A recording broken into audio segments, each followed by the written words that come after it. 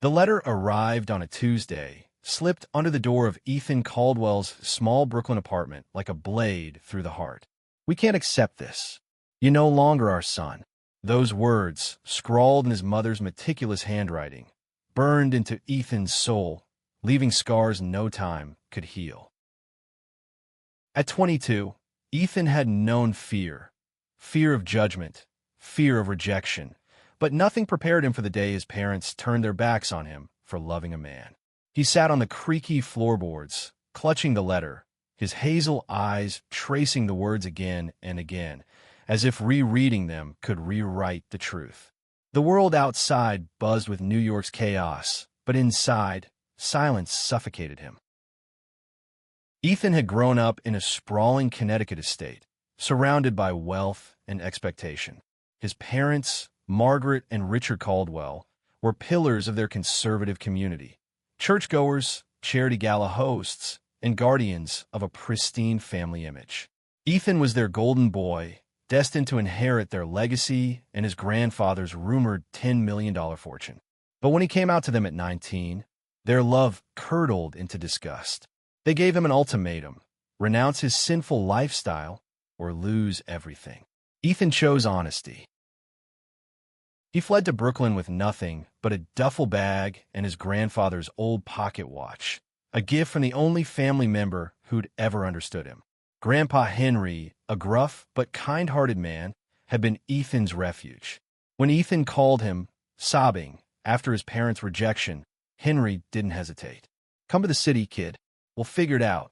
For 3 years, Henry was Ethan's anchor, offering wisdom, laughter, and a rent-free room in his modest brownstone. But last month, Henry's heart gave out, leaving Ethan alone again, except for the one person who'd changed everything: Lucas Harper.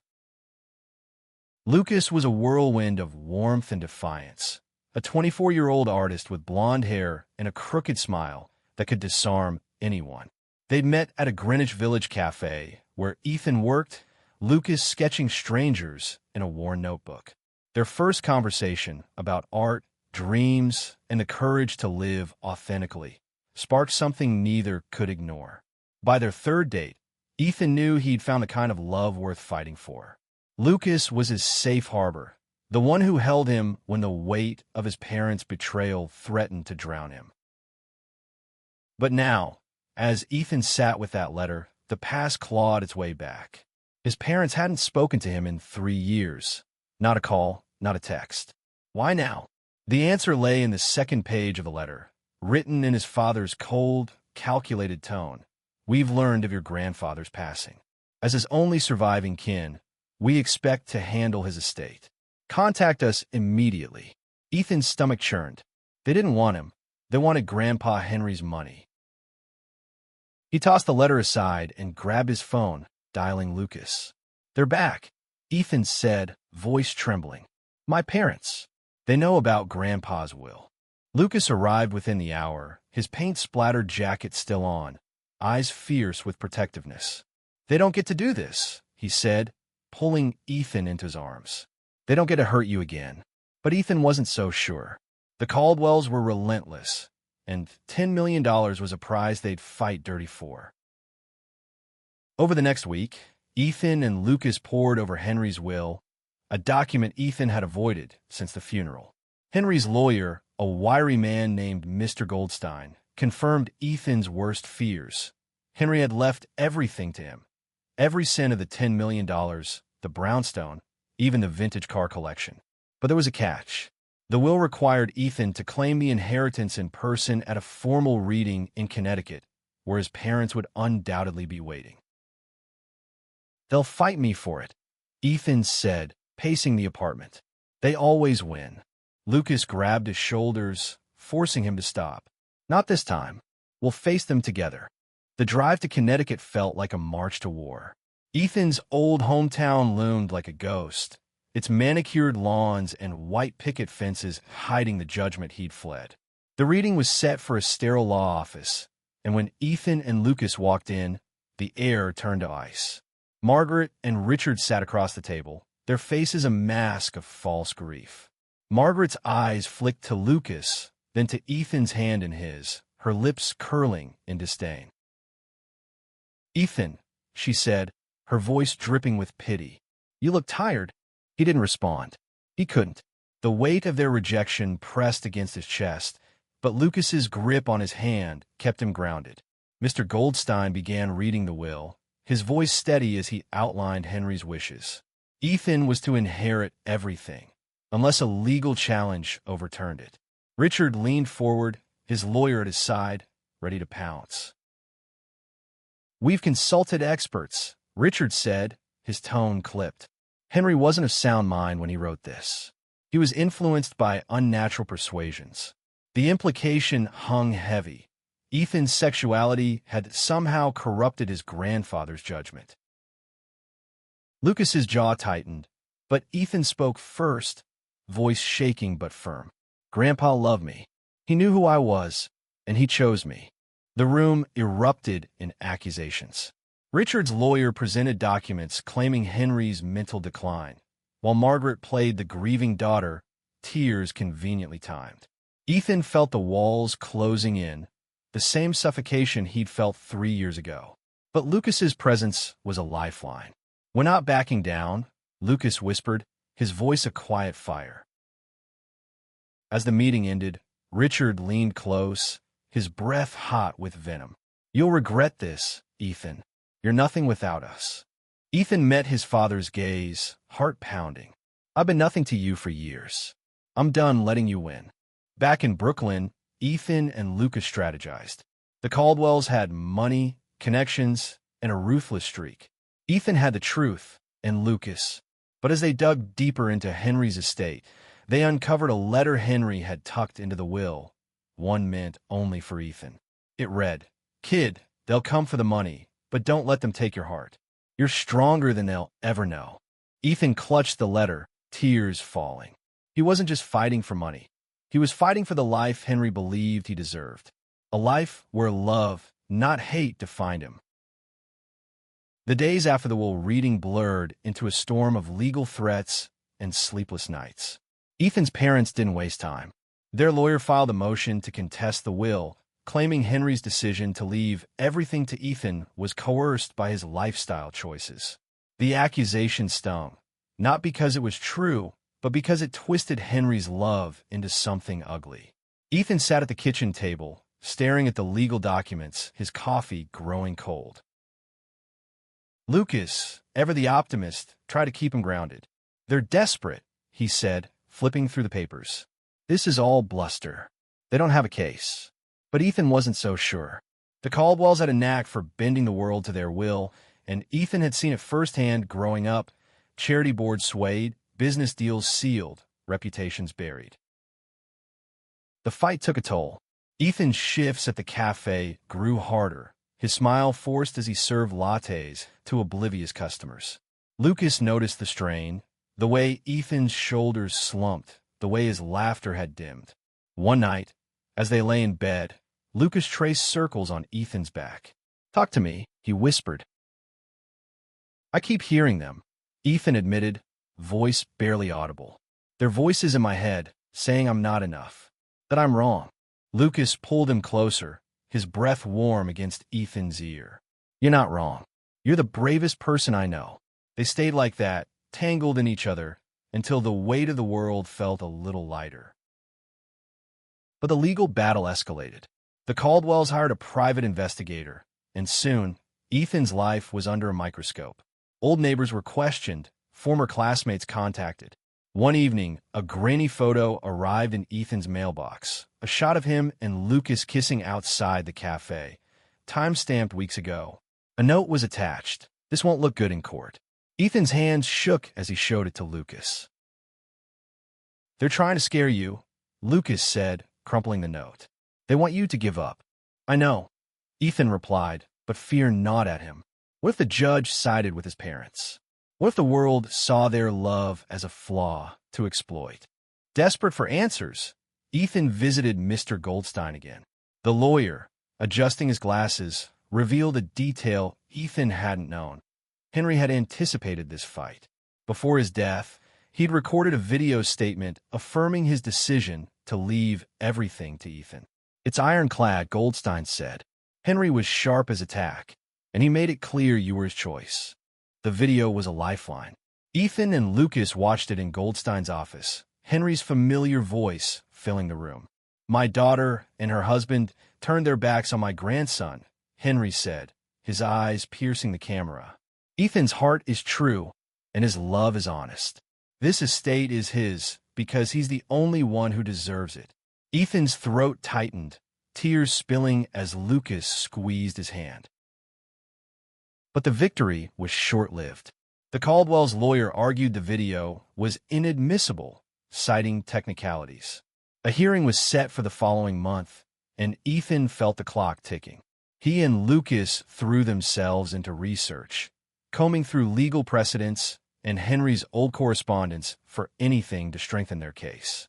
They found a box of letters in the brownstone, Henry's notes to Ethan, filled with encouragement and pride. One letter, dated a year ago, read, "You're my legacy, kid. Not the money, not the house, you." The words fueled Ethan's resolve, but the stress was unrelenting. Lucas, too, felt the strain. His art commission slowed as he spent hours supporting Ethan, and tension crept into their relationship. One night, after a heated call with Goldstein, Ethan snapped. "Maybe you should just go," he said, exhaustion cracking his voice. "This is my fight, not yours." Lucas's face fell, but he didn't back down. "I'm not going anywhere," he said. "We're in this together, whether you like it or not." They stood in silence, the air thick with unspoken fears, until Ethan broke, pulling Lucas into a desperate embrace. "I'm sorry," he whispered. "I just don't want to lose you too." "You won't," Lucas promised, his voice steady. "But you need to believe in us as much as I do." The hearing loomed closer, and Ethan's parents upped the ante. They leaked the story to a local Connecticut paper, spinning a tale of a troubled son who'd manipulated his grandfather. The article painted Ethan as a reckless rebel, with veiled references to his controversial lifestyle. Lucas was furious, but Ethan felt numb. "Let them talk," he said. "It's all they have." But the public scrutiny hurt. Strangers stared at Ethan in the cafe, whispers trailing him like shadows. He wondered if he'd ever escape the weight of his parents' judgment. Lucas, ever defiant, suggested they fight fire with fire. "Let's tell our story," he said. "Show the world who you really are." Reluctantly, Ethan agreed. They contacted a local LGBTQ+ advocacy group, who connected them with a journalist. The interview was raw, emotional. Ethan spoke of his parents' abandonment, Henry's love, and the life he was building with Lucas. The story ran online, and support poured in from strangers across the country. Messages of encouragement flooded Ethan's inbox, reminding him he wasn't alone. As the hearing approached, Ethan felt a shift. He wasn't just fighting for the money anymore. He was fighting for his truth, for the love he'd found, and for the legacy Henry had entrusted to him. The night before the hearing, he and Lucas sat by the lake near Henry's brownstone, the same lake where they'd shared their first kiss. "Whatever happens tomorrow," Ethan said, "I'm glad it's you and me." Lucas smiled, his eyes catching the moonlight. "Always will be." The courtroom in Connecticut was a cold, imposing space, its high ceilings and polished wood amplifying every sound. Ethan sat beside Lucas, his heart hammering as the judge called the hearing to order. His parents sat across the room, Margaret in a pristine blazer, Richard in a tailored suit, their faces unreadable. Ethan's palms were slick with sweat, but Lucas's hand under the table anchored him. The Caldwell's lawyer opened with a barrage of accusations, painting Ethan as an opportunist who'd taken advantage of Henry's declining mental state. They presented medical records, cherry-picked and misleading, suggesting Henry's heart condition had clouded his judgment. Ethan's lawyer, Mr. Goldstein, countered with a video statement, Henry's voice booming through the courtroom. The judge's expression remained impassive, but Ethan saw a flicker of doubt in his mother's eyes. Then came the witnesses. The Caldwells had rallied old family friends, neighbors who testified to Henry's erratic behavior in his final years. Each word felt like a betrayal, a distortion of the man who'd raised Ethan with unwavering love. When it was Ethan's turn to speak, he stood, his voice trembling but clear. "My grandfather was the only one who saw me for who I am," he said. "He didn't care who I loved. He cared that I was honest, that I was kind. That's why he chose me." Lucas's testimony followed, his voice steady as he described their life together. The small apartment, the late-night talks, the dreams they were building. "Ethan's not after money," Lucas said.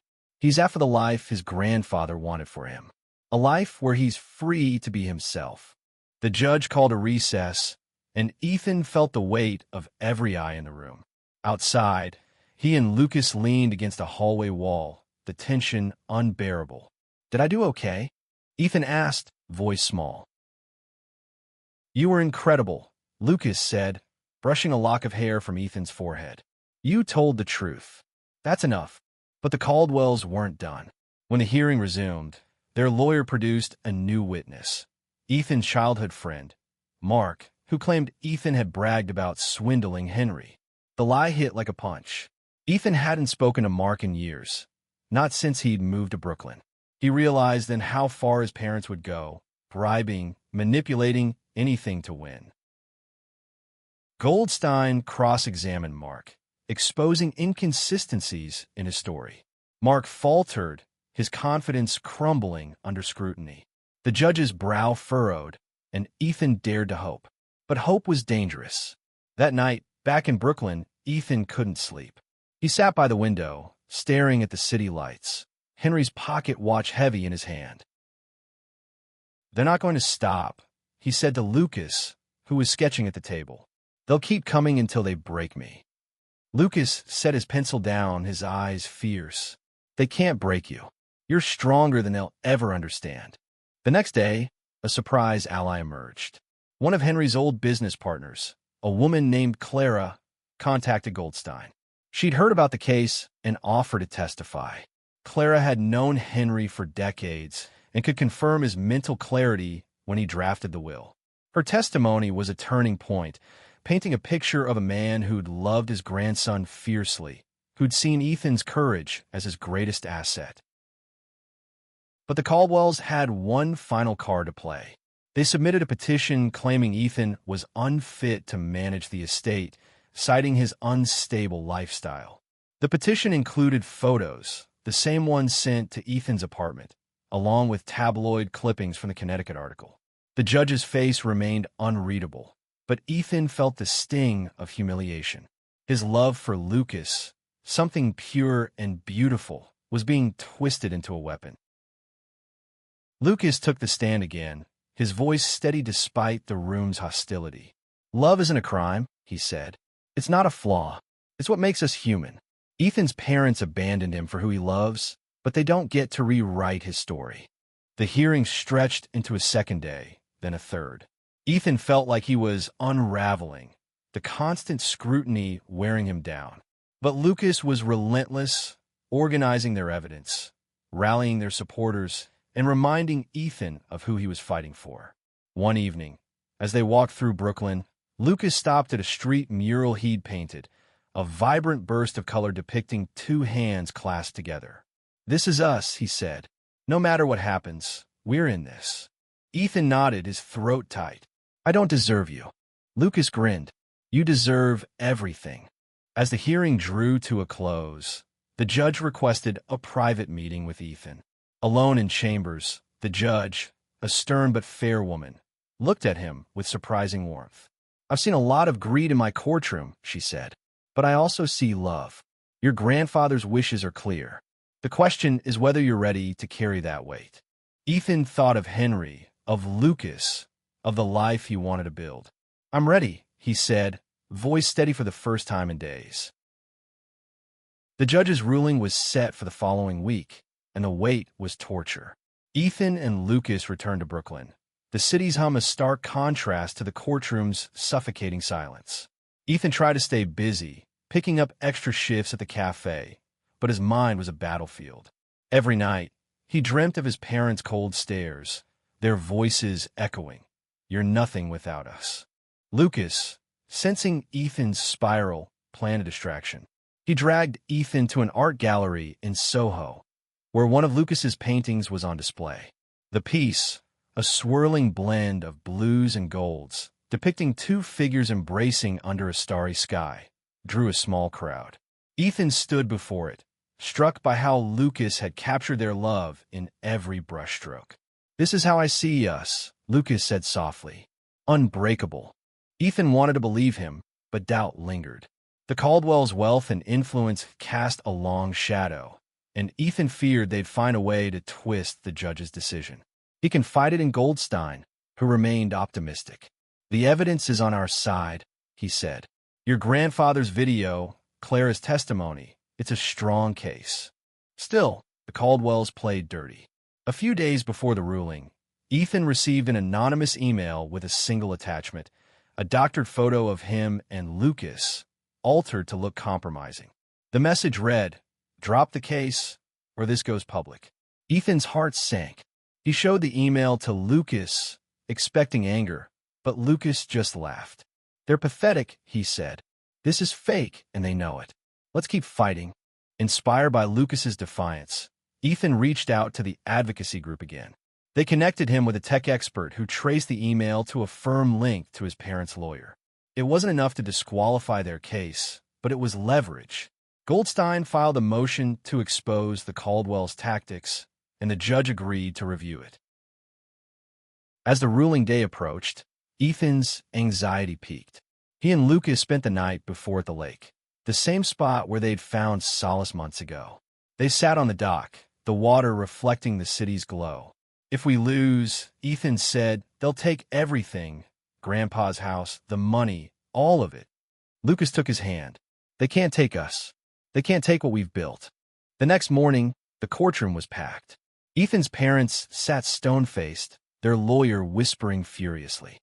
The judge entered, her expression unreadable, and began. "This case is about more than money," she said. "It's about intent, about family, about truth."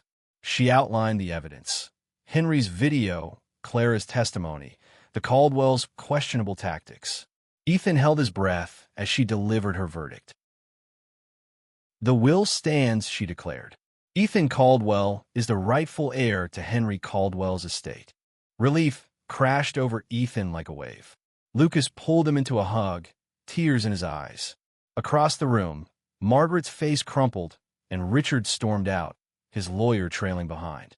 For the first time in years, Ethan felt free, not just of his parents, but of the shame they'd tried to bury him in. But the victory was bittersweet. The estate was Ethan's, but the wounds his parents had inflicted remained. Back in Brooklyn, he and Lucas sat in the brownstone, surrounded by Henry's things, old books, faded photos, the pocket watch. Ethan turned to Lucas, his voice soft. "What do I do with all this? The money, the house, it's too much." Lucas smiled. "You do what Henry would have wanted. You live. You love. You make a difference." Over the next weeks, Ethan began to plan. He didn't want the money for himself, not entirely. He wanted to honor Henry's legacy, to build something meaningful. He and Lucas brainstormed, their ideas growing bolder. A community center for LGBTQ+ youth, a scholarship fund in Henry's name, a place where others could find the acceptance Ethan had fought for. But the Caldwells weren't done. A week after the ruling, Ethan received a letter from their new lawyer threatening an appeal. The fight wasn't over, but Ethan was different now. He wasn't the scared boy who'd fled Connecticut. He was a man with a purpose, a partner, and a future worth defending.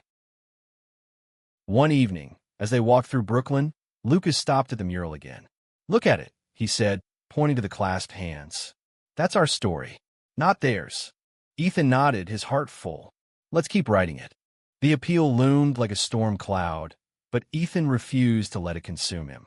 He and Lucas moved into Henry's brownstone, transforming it into a sanctuary of their own.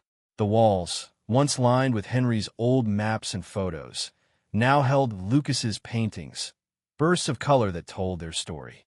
Ethan felt Henry's presence in every corner, a quiet reminder to keep fighting.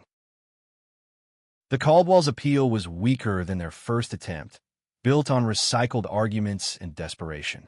Goldstein was confident it would fail, but Ethan couldn't shake the fear that his parents would find a new way to hurt him. They'd always known how to exploit his vulnerabilities, and even now, with $10 million in his name, he felt exposed. Lucas sensed it. One morning, as they sipped coffee in the Brownstones' kitchen, he slid a sketch across the table, a design for the community center they dreamed of. "This is what we're building," he said.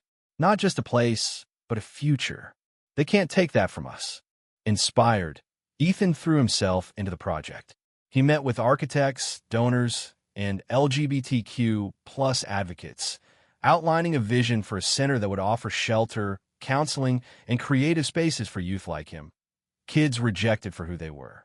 The work gave him purpose, a way to channel the pain of his past into something hopeful. Lucas was by his side, designing murals for the center, his art a beacon of resilience. But the Caldwells' shadow lingered. They launched a smear campaign, feeding stories to tabloids about Ethan's reckless spending plans. The articles stung, but the community rallied around him. Strangers donated to the center's fund, and the advocacy group organized a rally outside the brownstone, chanting Ethan's name. For the first time, he felt the strength of a family he'd chosen, not one he'd been born into. The appeal hearing was quieter than the first, the courtroom half empty. The Caldwells' lawyer argued their case, but the judge was unmoved. "The will has been upheld," she said. "No new evidence warrants a reversal." Ethan exhaled, the weight lifting. His parents didn't look at him as they left, their silence louder than any words. That night, Ethan and Lucas celebrated quietly, cooking dinner in the brownstone. As they sat at the table, Henry's pocket watch between them, Ethan felt a peace he hadn't known was possible. "I thought winning would feel different," he said, "like I'd finally be free of them." Lucas reached for his hand. "You are free, not because of the money, but because you chose to be." The community center opened 6 months later, a vibrant space filled with laughter, art, and hope. Ethan stood at the ribbon cutting, Lucas by his side, as kids poured through the doors. One teenager, a shy boy with a story too familiar, approached Ethan. "Thank you," he said. "This place is like home." Ethan's eyes welled up. He thought of Henry, of the letter that had given him strength. "Don't let them take your heart." He hadn't. He'd built a life defined by love, not hate, and a legacy that would outlast his parents' greed. As the sun set, Ethan and Lucas stood outside the center, watching kids paint a mural on the courtyard wall. The design echoed Lucas's painting, the clasped hands, the starry sky. Ethan leaned against him, the weight of the past finally lifting. "We did it," he whispered. Lucas kissed his forehead. "We're just getting started." Their story wasn't over. There would be challenges, new fights, new fears, but Ethan knew they'd face them together. The $10 million was a tool, not a triumph. The real victory was the life they'd built, the love they defended, and the hope they'd given to others. Henry's legacy wasn't the money. It was Ethan, standing tall, hand in hand with the man he loved, ready to write the next chapter.